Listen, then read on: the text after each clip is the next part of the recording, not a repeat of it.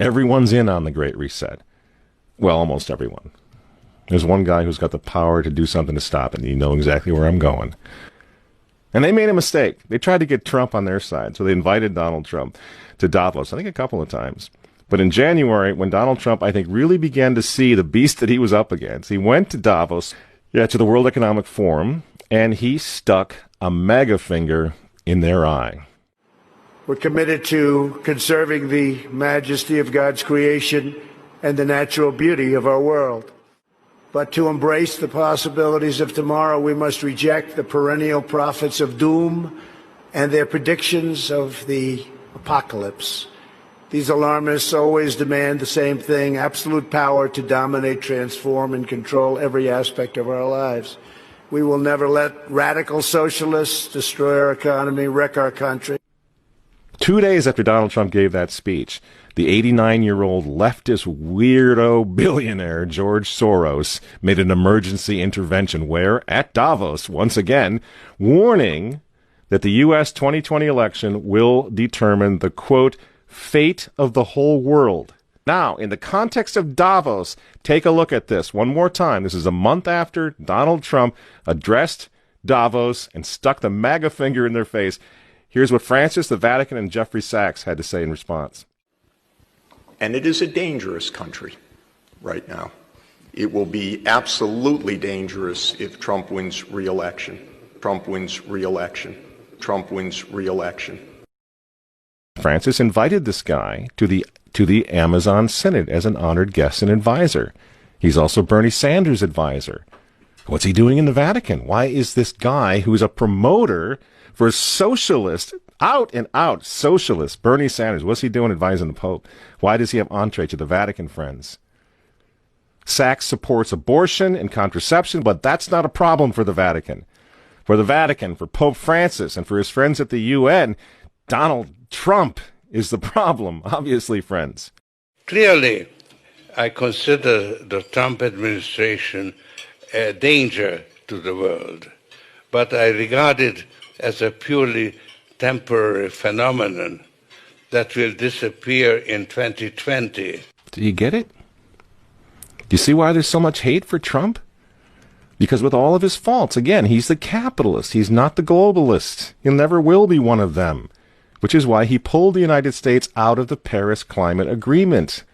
Donald Trump pulled the United States out of the World Health Organization. That's Bill Gates and company. And now he's threatening to pull the United States out of the World Trade Organization. People say, yeah, well, Donald Trump got married twice. He's a bad guy. Really? He's right in the face of the demons on this, friends. Nobody ever said he was a saint. He's knocking the sacred cows of the United Nations down all over the world right now. The General Assembly routinely votes 185 against the United States on almost everything right now. And you remember, speaking of the United Nations, in November of 2019, again, right before COVID landed, Trump went to the UN, on the floor of the General Assembly, and he declared war on globalism. Wise leaders always put the good of their own people and their own country first. The future does not belong to globalists. The future belongs to patriots. And shortly after the speech at the UN, Donald Trump delivered, what do you think happened? The coronavirus was unleashed on the world, and Trump's booming U.S. economy went on life support. Do you think that was an accident?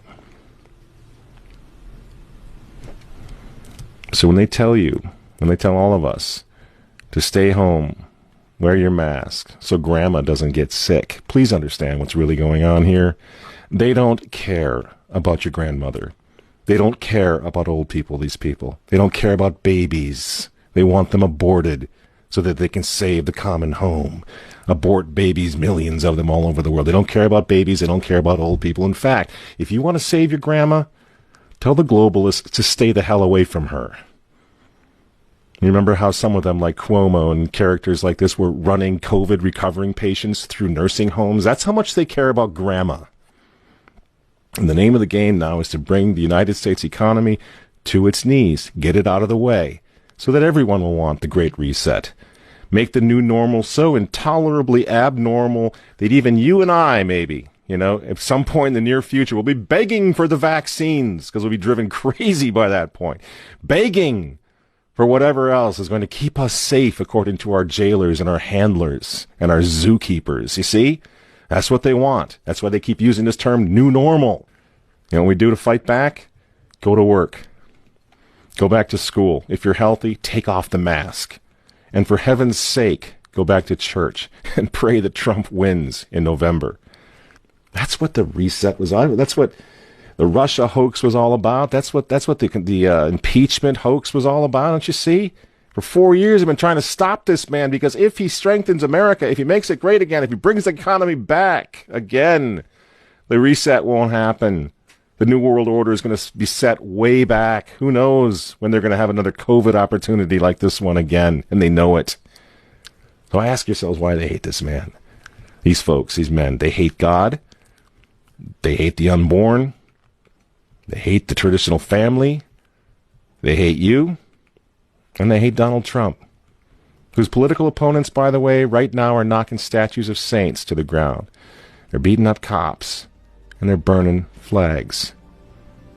You say you don't like Trump. I'm sorry, friends, but who cares? That doesn't really matter anymore. What you think of Trump's personality or his tweets. Look at the big picture. The choice is simple, friends.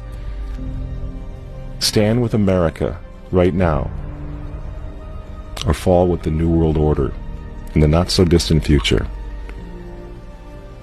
There's no other choice. I'm Michael Matt for Remnant TV, and we'll see you next week.